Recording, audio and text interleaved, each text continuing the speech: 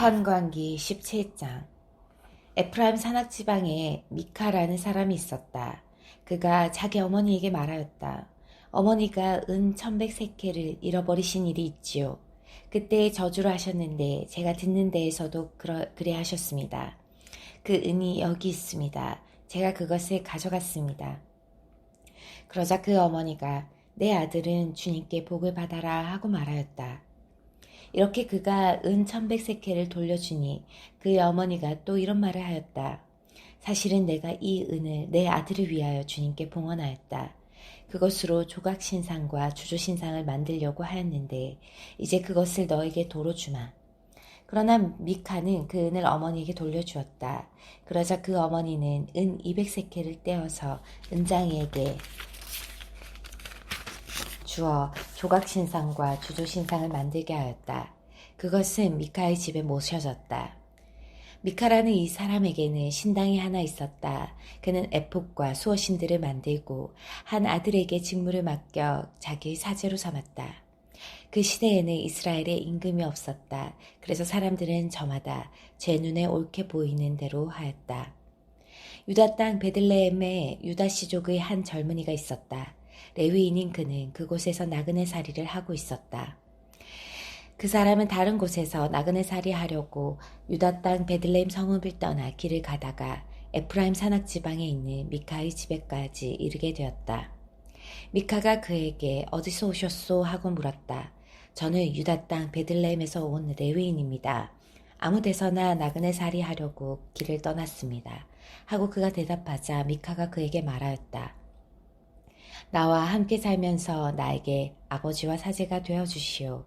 1년에 은 10세켈과 옷가지와 양식을 드리겠소. 레위인은 그 사람과 함께 살기로 하였다. 그리고 그 젊은이는 미카의 아들 가운데 하나처럼 되었다. 미카가 레위인에게 직무를 맡기니 그 젊은이는 미카의 사제가 되어 그의 집에 머물렀다. 그러자 미카는 레위인이 내 사제가 되었으니 주님께서 틀림없이 나에게 잘해주실 것이다 하고 생각하였다. 18장. 그 시대에는 이스라엘에 임금이 없었다. 단 지파는 그때까지도 이스라엘의 지파들 가운데에서 상속지를 얻지 못하였으므로 바로 그 시대에 자기들이 살 곳을 찾고 있었다. 단의 자손들은 자기들의 시족 전체에서 5사람, 곧 조르아와 에스타올 출신의 용감한 사람 5에게 가서 땅을 탐지해 보시오 하고 일러 그들이 땅을 정탐하고 탐지하게 하였다. 그리하여 그들은 에프라임 산악 지방에 있는 미카의 집까지 이르러 그곳에서 하룻밤을 묵게 되었다. 미카의 집에 있을 때 그들은 젊은 레위인의 목소리를 알아듣고 소리가 나는 곳으로 가서 그에게 물었다. 누가 그대를 이리 데려왔소? 여기에서 무슨 일을 하오? 그대는 이곳과 무슨 관계가 있소? 미카가 이러저러 하여 나를 고용하였소. 그래서 내가 그의 사제가 된 것이요. 하고 그가 대답하자 그들이 부탁하였다. 하느님께 여쭈어 보아 우리가 지금 가는 길이 성공할 것인지 알려주시오. 그 사제가 그들에게 말하였다. 평안히 가시오. 그대들이 가는 길은 바로 주님 앞에 펼쳐져 있소. 그리하여 그 5사람은 길을 떠나 라이스에 다다랐다. 그들은 그곳 백성이 시돈인들의 방식대로 태평스럽게 사는 모습을 보았다. 조용하고 태평하게 사는 그들의 땅에는 무슨 일로 남을 부끄럽게 만드는 권세가도 없었다. 그들은 시돈인들과도 멀리 떨어져 있을 뿐더러 누구와도 접촉이 없었다. 그들이 초르아와 에스타올로 친족들에게 돌아오자 친족들이 그들에게 어떻게 되었소 하고 물었다. 그들이 대답하자 자 그들에게 올라갑시다. 우리가 그 땅을 보았는데 매우 좋습니다. 가만히 있을 때가 아닙니다. 망설이지 말고 길을 떠나 그곳으로 가서 그 땅을 차지합시다. 여러분은 태평하게 사는 백성에게 가는 것입니다. 그리고 양쪽으로 드넓은 그 땅을 정령 하느님께서 여러분의 손에 넘겨주셨습니다. 세상에 아쉬운 것이 하나도 없는 곳입니다. 단 시족 가운데에서 600명이 무장하고 초르아와 에스타올을 떠났다. 그들은 유다 땅에 있는 기르앗 여아림으로 올라가서 진을 쳤다.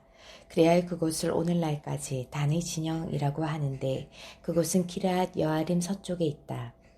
그들은 거기에서 에프라임 산악지방을 가로질러 미카의 집까지 이르렀다. 라이스 땅을 정찰하러 갔던 그 5사람이 친족들에게 말하였다. 여러분은 이 건물들 안에 에봇과 수어신들, 조각신상과 주조신상이 있다는 것을 알고 계시지요. 그러니 이제 알아서 하십시오. 그러고 나서 그들은 방향을 틀어 미카의 집에 있는 그 젊은 레위인의 거처로 가서 그에게 인사하였다. 무장한 단의 자손 600명은 그동안 대문 어귀에 서 있었다. 땅을 정찰하러 갔던 그 5사람은 층계를 올라 집으로 들어가 조각신상과 에봇과 수호신들과 주조신상을 꺼내었다. 사제는 무장한 600명과 함께 대문 어귀에 서 있었다. 그 사람들이 미카의 집으로 들어가서 조각신상과 에봇과 수호신들과 주조신상을 꺼내오니 사제가 그들에게 무슨 짓을 하는 것입니까? 하고 따졌다. 그들이 그에게 말하였다. 조용히 입을 다물고 우리를 따라 나서시오. 그리고 우리에게 아버지와 사제가 되어주시오. 한 집안의 사제가 되는 것이 좋소. 아니면 이스라엘의 한 지파, 한 시족의 사제가 되는 것이 좋소. 그러자 그 사제는 마음이 흐뭇해져 에봇과 수호신들과 조각신상을 가지고 그 무리 한가운데로 들어갔다. 그들은 비전투원들과 가축과 짐을 앞세우고 다시 길을 떠났다.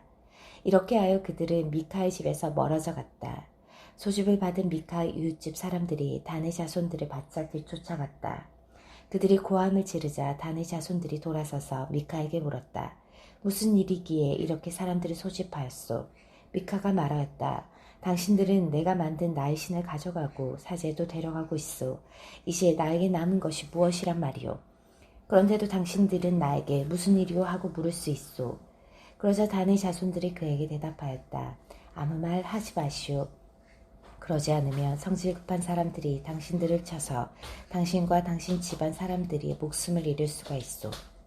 그러고 나서 단의 자손들은 제 갈 길을 계속 가버렸다. 미카는 그들이 자기보다 강한 것을 보고 돌아서서 집으로 갔다.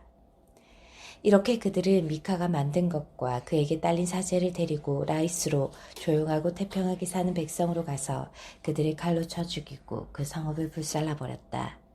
벨루옵에 딸린 골짜기에 자리 잡은 라이스는 시돈에서 멀리 떨어져 있을 뿐더러 누구와도 접촉이 없었기 때문에 구해주는 자가 아무도 없었다. 그리하여 단의 자손들은 성읍을 다시 세우고 그곳에서 살았다. 그리고 그 성읍의 이름을 이스라엘에게서 태어난 자기들의 조상 단의 이름을 따서 단이라고 지었다. 그 성읍의 이전 이름은 라이스였다. 단의 자손들은 그 조각신상을 모셔놓았다.